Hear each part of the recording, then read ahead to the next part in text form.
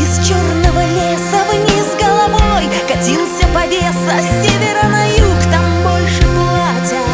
And welcome to this week's episode of the Goodrum Show with me, Chris Goodrum. As per usual, a big thank you to everybody that watched last week's episode of the show, liked, commented, all that kind of stuff. I think there's some comments that I haven't caught up with as yet, so I will endeavour to do so as soon as I can. So Lockley, great distillery. Really like what they're doing, and it seems that you guys certainly feel pretty much the same way as well, which is really cool. Anyway, that was last week. This week, bit more challenging, I think. As you can see from the title page, we're looking at the Tullibardine distillery.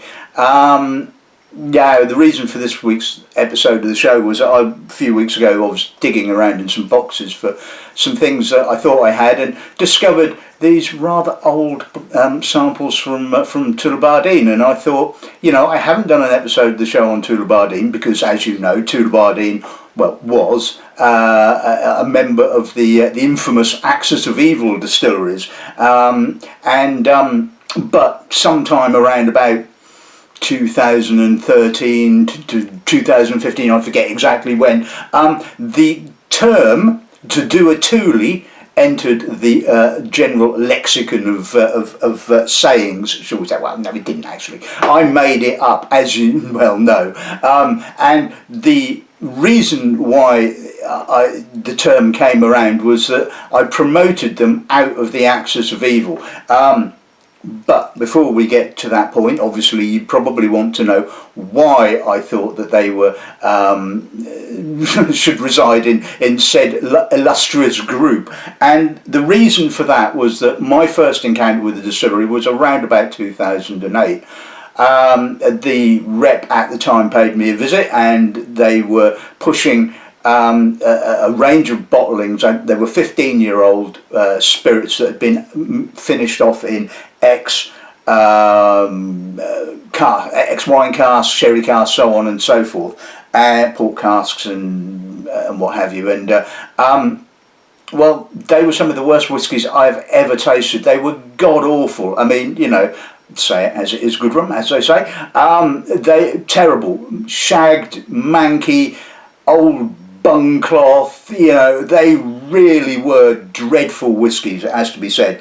And it was like, wow, my God, this is awful. They are an Axis of Evil distillery if there's ever been one, and that was where they stayed. Now, part of the problem, which I didn't know at the time but subsequently found out, was that a few years earlier, 5 years earlier, 2003 I think it was, the distillery was purchased by a consortium from White and Mackay, who had mothballed it for a number of years, and apparently they found the distillery in a pretty grim state. Certainly a bit like Bruichladdich, but when Murray McDavid purchased it, there was a lot of casks that were sort of pretty much gone, leaking, manky, that kind of thing, and they had to basically do a rescue job. And again, like sort of Murray McDavid, they employed a number of different wine casks and things like that, and just basically dumped spirit into them. Now, the problem was that, of course, obviously these poor casks that had originally been maturing in had seriously compromised the spirit. So I guess, without being, knowing how distilleries work, they probably were trying to rescue some of this stuff, and mask it by shoving it into sherry casks, but there was no masking some of that spirit, I can tell you. Anyway, so Tullibardine, there you go, Axis of Evil, and over the course of time, I tasted some other releases, and it didn't, I suppose, come until around about, like I said, 2012, 13, something like that, when the distillery, I think, had been sold once again to the current owners, Picard Vins and Spiritu, and they had released a no age statement range of finished spirit, and duly the rep appeared with said samples, and you know what? well, you know that eventually, like I say, the distillery did a Tulli and was indeed sort of, promoted out of the axis of evil. And because I just thought, it was, I'd kind of damned the distillery, I suppose, on my initial tastings, and but I was probably, let's put it this way, Tullibardine, the style of the spirit is pretty industrial. It's never going to be a lovely spirit, but I thought I was being a little disingenuous. And talking of disingenuous, I'm now going to do a Tulli to Tobermory. I think it's about time that I promoted Tobermory out of the axis of evil. I've tasted a number of sort of bottlings, post 2003 bottlings, sort of post 2003. 2003, yeah, something like that. Current spirit that as I've said on numerous occasions, and did an episode of the show a few years ago. The distillery has cleaned its act up, so I really think that at least with regards to that, it shouldn't be in the axis of evil anymore. I'm not going to put it too much higher up, probably D-, I think, living with the likes of Dewar and Glenkinchie. Again, not exactly sparkling distilleries, but so now the axis of evil, or those that I give an E rating to, now consists of Deanston, Dufftown, Fettercairn, who incidentally I've got some samples knocking around and I'm probably going to do them next week. Oh my god, I'm going to kill myself. So yeah, Fettercairn, Glengoyne, Glenrothes, Glenrothes, and Macduff. So yeah. So basically that's the current makeup of the axis of evil. Anyway, so as I found these samples that now date back to 2012, 2000, and they are still okay. That's pretty impressive. As we said, these half-filled sample bottles have been knocking around for over a decade.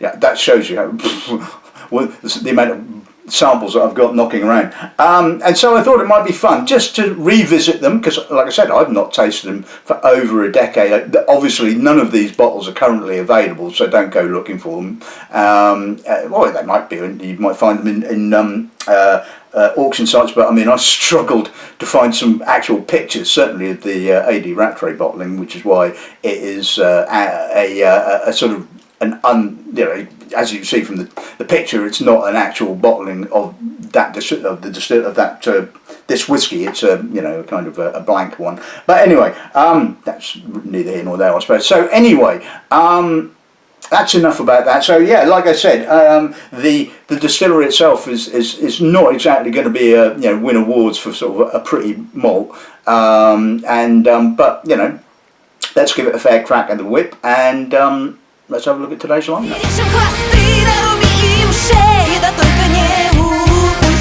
So the first one we're going to be looking at is an 18-year-old. These are all distillery, well, apart from the AD Rattray bottling, these are all distillery releases. So this is the John Black's selection number 6. Now, I believe at the time John Black was distillery manager, something like that, and I believe that every year he did a special bottling of a single cask of Tullibardine.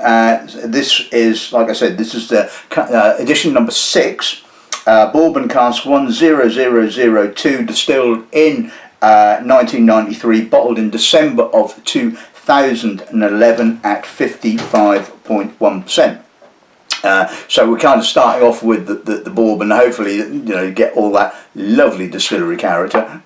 So bottling number 2 is the said AD Rattray bottling. It's a 21-year-old single bourbon hoggy 6100. Now this was one of those samples that every now and again they would send me samples at cask strength, but then they would finally bottle it at 46%. I don't know why. I think certainly for some things they actually asked for an opinion as to whether they should be bottling at a cask strength or at 46, and maybe a number of people probably said this should be bottled at 46%. Anyway, the sample's at 58.6%. It was distilled in September of 1990, bottled in September of 2011, so that's been knocking around for a while, and it is, well, it's not dead, shall we say, so that's fine. So yeah, like I said, single bourbon hoggy and 21 years old. Let's move on. Next bottling is the first of those 4 no age statement wood finishes from 2011-2012. This is the Sauternes finish, bottled at 46%, and I believe spent a year in an ex-Sauternes barrique. Bottling number 2 is the Coume de Banyuls finish. Again, I think it spent about 12 months in a Banyuls cask, and obviously Banyuls is a fortified wine made from Grenache.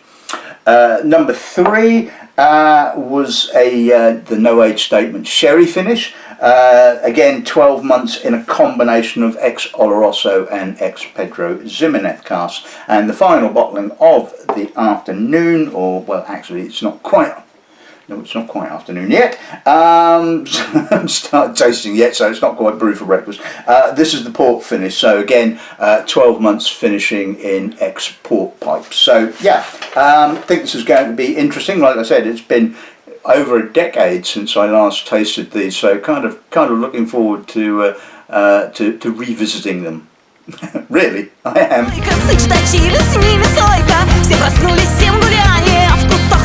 Okay, so let's kick off with the John Black selection number 6. Let's see what the nose gives us on this thing, shall we? Okay, there's some maturity there. I can smell the sort of like the old American oak.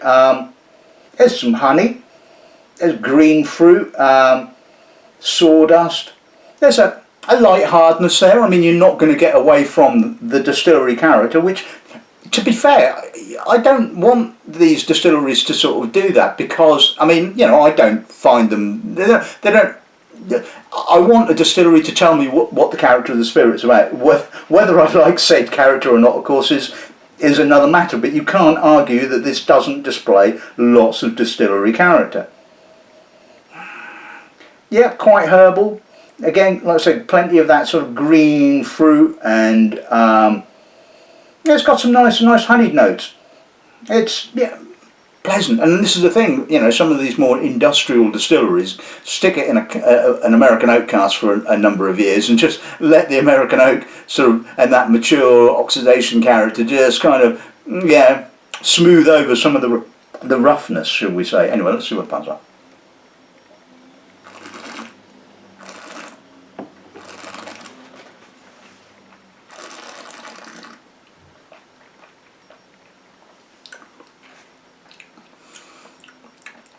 A little bit leaner than the nose suggests. I'm guessing, well, the alcohol is basically sort of just taking away some of that sort of fatness of, or that richness of honey, I should say. Although there is some honey there, green fruit.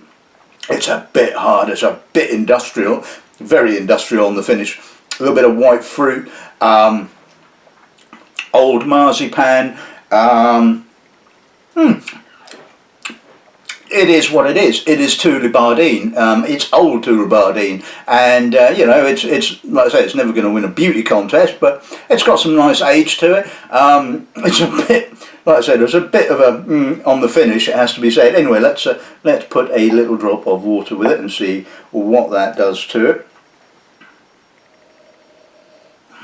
Okay, so it's brought out the natural oils. It's become a little tighter.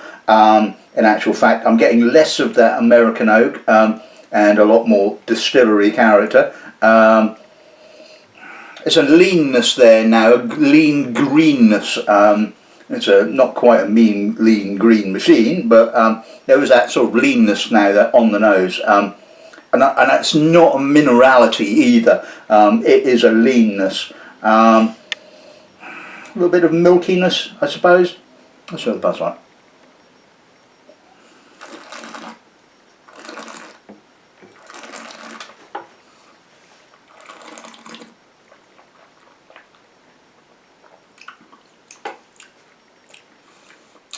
It reminds me of Old Mar on the finish, which is, in itself is not bad. I mean, Old Mar can be really interesting, and I would say this is interesting from that kind of standpoint. The water has kind of removed the oak and the honey and the sort of like the fullness, and again it's left it a little bit lean, and it has that sort of, you know, Old Mar-y kind of character at the end, which, when young, is a little bit intense, it has to be said, but with some age it actually kind of adds to the overall interesting characteristic of the palate, shall we say. So, you know, not bad at all, I guess. Not, like I said, a whiskey that I'm going to be sort of like, you know, going, yeah, and waving the flags and all that kind of stuff. But, yeah, it displays distillery character, which, you know, that's all really you can ask for at the end of the day. Okay, so let's move on to the 21-year-old. So this is at cask strength 58.6, but was bottled at 46. So let's see what the nose gives us. Oh, that's hard as nails. I mean, that really is quite, yeah, quite industrial. Quite. It's not enough. There's not enough oak. I mean, the oak is kind of, I would guess, must have been a refill cask. I'm not getting old American oak. I'm not really getting oak at all. That's the thing, and it's kind of, yeah, it is pretty Highlandy, it has to be said, but it's not minerally. That's, like I say, I mean, often with Highland whiskies I pick up this minerality. Maybe it's because, you know, my nose and my palate is attuned to it from tasting wine, but this again has that leanness to it, a little bit of almost kind of brine. A little bit of tallow, possibly. It's an interesting nose, it has to be said. Again, it's kind of like, you know, this is how Tullibardine ages. There's no real wood character. You're getting lots of distillery character. So from that kind of point of view, yeah. Again, like I said, whether you like it or not, of course, is another matter. But anyway, let's see what it passes like.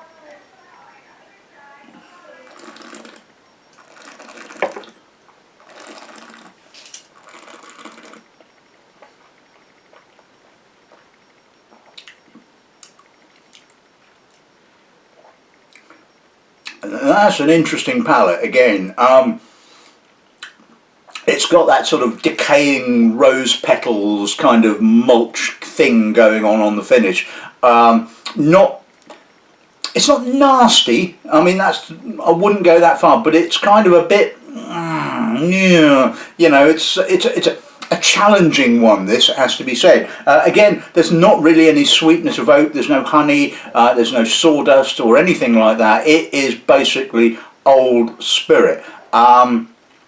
So from that point of view, it is quite intriguing and interesting, and it is how Tullibardine is maturing, and it does have this kind of marry kind of characteristic, you know. And you know, some people may well say, well, that's a bit unclean, and I wouldn't quite go that far. I mean, Mar is Mar at the end of the day. You know, you can buy yourself a bottle and you'll find out. You know, certainly if it's Gewürztraminer and a Mar, which that can be pretty rough, it has to be said.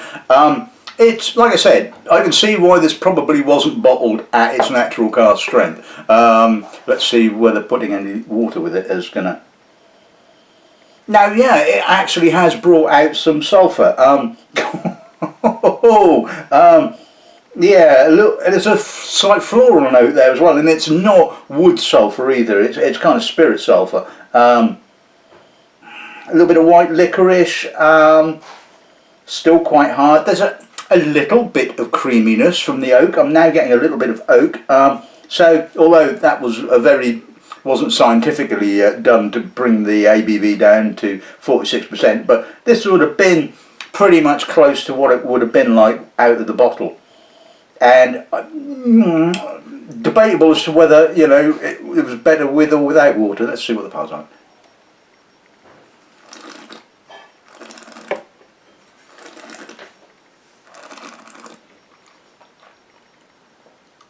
It's a little bit. There is a bit of a dirtiness right on the finish, it has to be said, but it's a bit homogenous now and it's a lot less fun. I mean, again, I would have bottled this personally at cask strength because it was just sort of like, right, there you go, there you have it, that's Tullibardine in a nutshell. I really don't think that palate worked particularly well with water, not that aftertaste. I mean, alright, okay, it might be that the sample is a little bit tired, I will give you that, so I may well be being slightly disingenuous with regards to that, but either way I think I would have bottled that at cask. Right, Right, okay, so let's move on to the first of the four no age statement wood finishes. Let's see what the Sauternes finish is like. It was quite subtle on the Sauternes. It's certainly got that sort of late harvested, sort of honeyed, sweet character. Quite herbal. There's some green gage and green grape, gooseberry, banana skin, a little bit of grass. You know what, actually this isn't too shabby. And I've always had a bit of a soft spot for Sauternes finishes because they add this honeyed sweetness and get it right, and it can add that lovely honeyed note to a spirit that, should we say, sometimes lacks a little bit of sweetness. There's still some edginess there, but it's in the background. It's kind of an echo of edginess, if you like. So I like this. It's got a little bit of spice coming out now. Yeah, I mean, and this was the whole point, you know. The difference between this and those old 15-year-old wood finishes was light and day. I mean, and it's all about the quality of the wood at the end of the day. They have all got cleaned up, so this was obviously initially aged in good quality American oak, finished in good quality Sauternes casks. I mean, you know, even if one is good and one is bad, you know, it's compromised. Your spirit is compromised. Doesn't matter whether it's crappy American oak or crappy wine casks at the end of the day. Anyway, but this, yeah, let's do a pass on.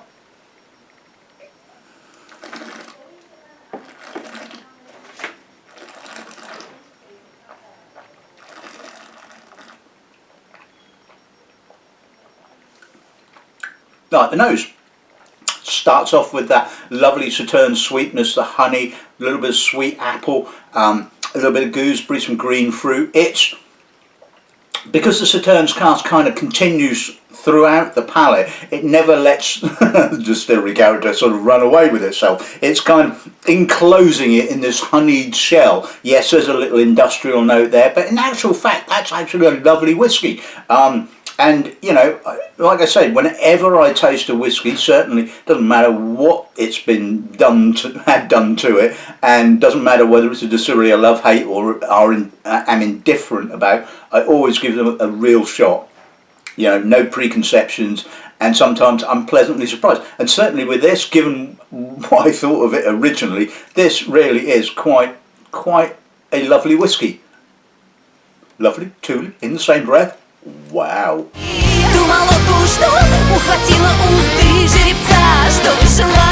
okay, so let's move on to the Coume de Mas Banyuls finish. Let's see what the nose gives on this end, shall we? Again, clean. Although there is a little bit of an animal-y note kind of coming through here, but I'm guessing that's probably more to do with the Grenache than anything else. Red fruits, rose petals, spice, a little bit of green grape, sort of gooseberry again, so we're getting the distillery coming through. And again, it's actually quite well balanced. I mean, yes, it is slightly, I suppose you could argue that the Sauternes finish was probably slightly more towards the cask finish end of the spectrum, even though it spent only 12 months in the cask. It's kind of just housing that distillery character in a shell of kind of slightly animally, slightly syrupy red fruits, but again, it works. It works really nicely. You know, it doesn't get too sweet or syrupy. That industrial character just works with it. Well, I mean, what more can you say? Let's see what the palate like.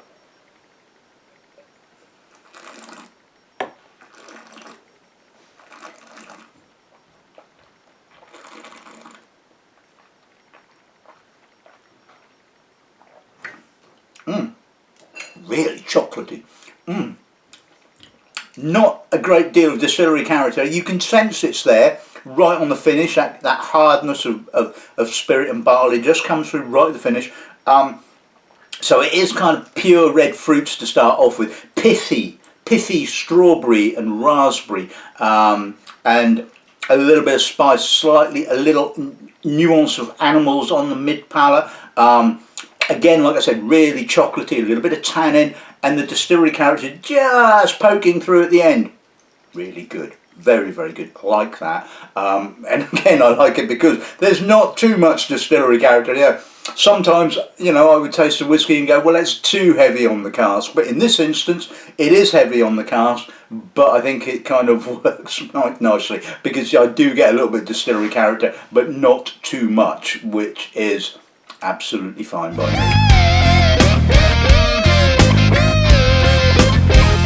Okay, so let's move on to the sherry finish. Let's see what the nose gives us on this then, shall we? Now that actually smells like it's got quite some old spirit in it. And I mean, we are going back to a sort of a time when older spirit was essentially used as a kind of a filler, I suppose, for want of a better word. And so, you know, you often would get sort of distillery releases that would have an age statement of, you know, 8, 10, something like that, but would actually be bolstered by some older spirit. So the reality was that you weren't really seeing the spirit at its true age, if you like. Bit of smoke and mirrors, one would probably say, but anyway.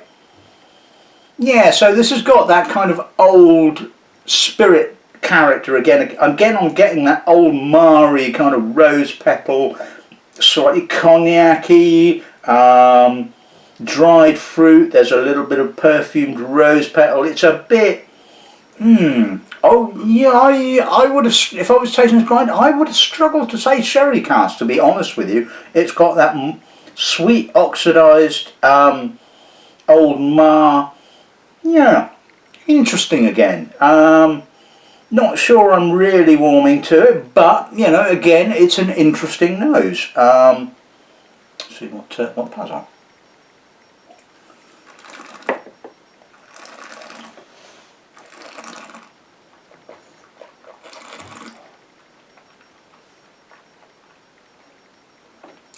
Like the nose, more spirit orientated, less sherry, has a real old feeling to it, oxidised through, cognac-y kind of notes, old Mar.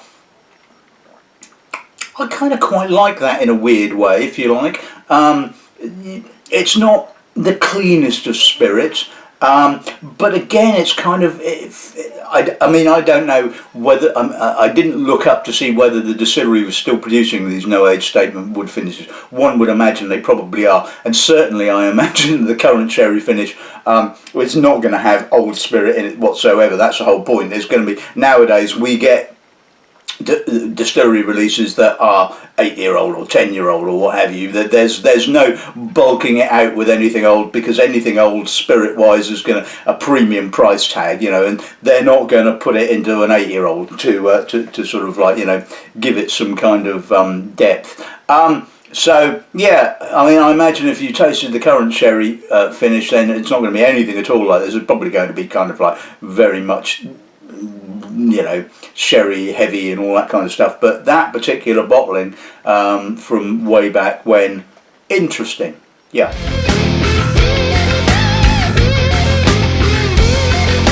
Right, okay, and on to the last bottling of the day. This is the no age statement port finish. Let's see what the nose gives us on this then, shall we?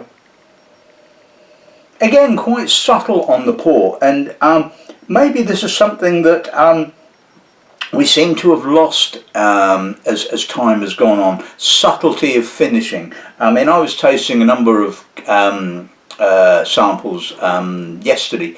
I won't say who they were from. I mean, they may well end up in an episode of the show, but they were an inordinate amount of Oloroso finishes, and my God, they were Oloroso. I mean, that's it. And we seem to, somewhere along the lines, have lost the subtlety of sherry finishing, or wood finishing, full stop. It's now, they've now got to have huge amounts of finishing cask, and you know, is that what customers want nowadays, or is that, you know, what bottlers and distilleries perceive that customers want? I don't know, but I don't. I want more finesse, as you well know, and lots of. So this is again quite subtle on the port. It's a little muted, it has to be said. It's a little bit kind of, yeah, okay. There's a maturity there again, and I think there's some older spirit at work here underneath that. It's possibly not as effusive, shall we say, and it's a little bit kind of homogenous maybe. It's my least favoured of the 4 finishes, it has to be said. Let's look at the colour.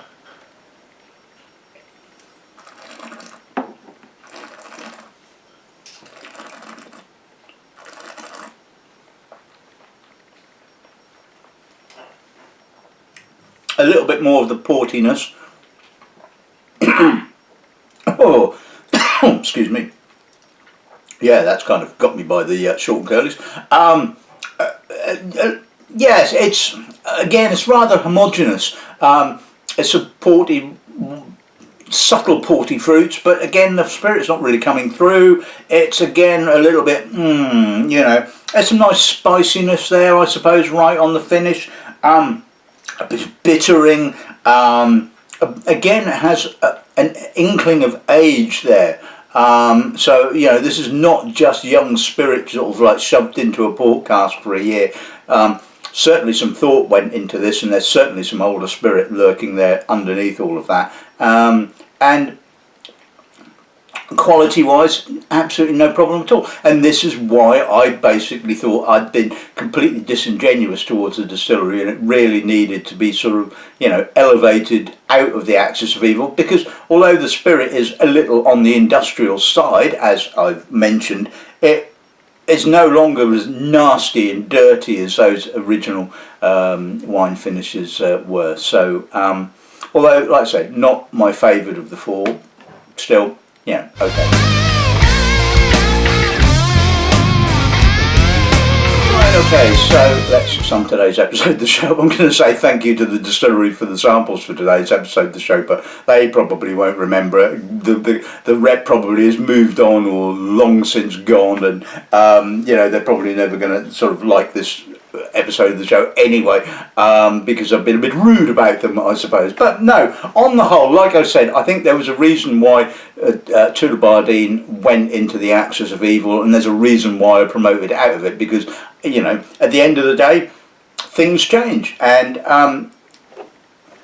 the John Black selection, like I said, it was very much encapsulating what the distillery character was all about. It was American oak, a single cask. You had the distillery character, like it or not, and to a certain extent you could say the same about the AD Rattray bottling, although the trouble was with the AD Rattray bottling, there wasn't enough oak characteristic just to basically smooth off some of the roughness. But like I said, it had this kind of really old marry kind of rose petally kind of character, which I think was interesting.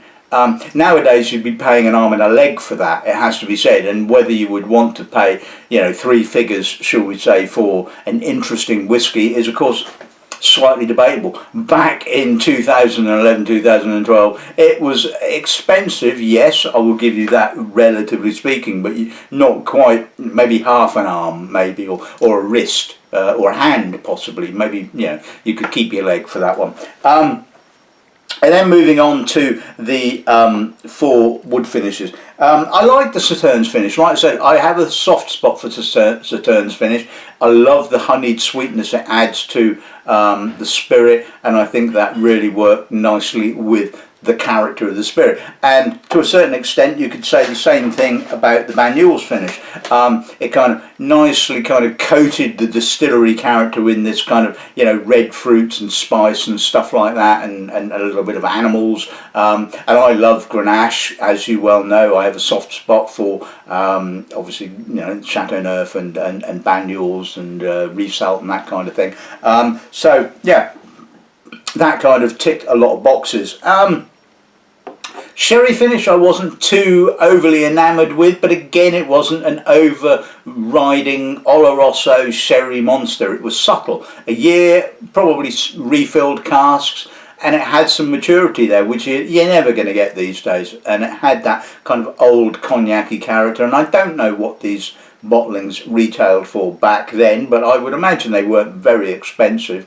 And if you bought one of these back then, you'd have been picking up something with quite some age to it, I think, or certainly some aged spirit within it.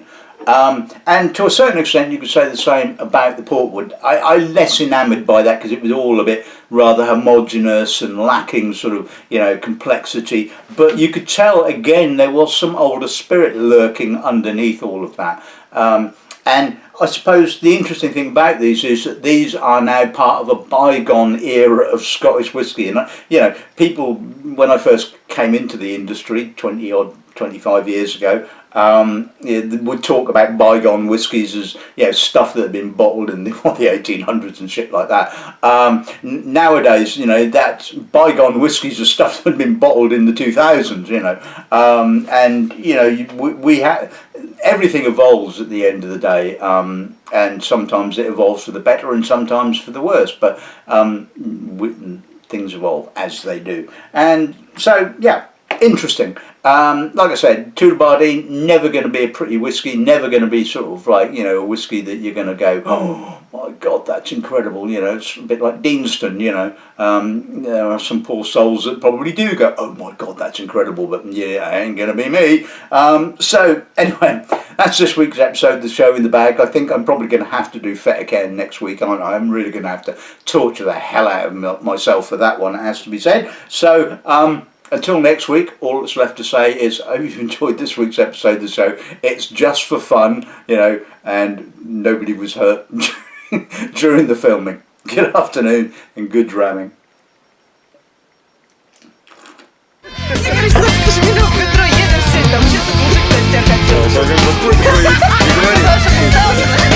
Слушаем или пишем в конце? Пишем? Ты хохол? Сам ты, бля, хохол. Ребят, давайте перепишем мне. Андрюх, ну хорош, все уже. Не, все, я пошел.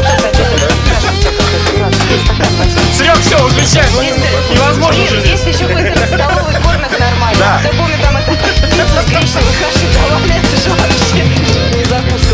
Ну что, Никита, давайте здоровья, бля. Давай. Нет, Ксюх, ты поясни, песня все-таки...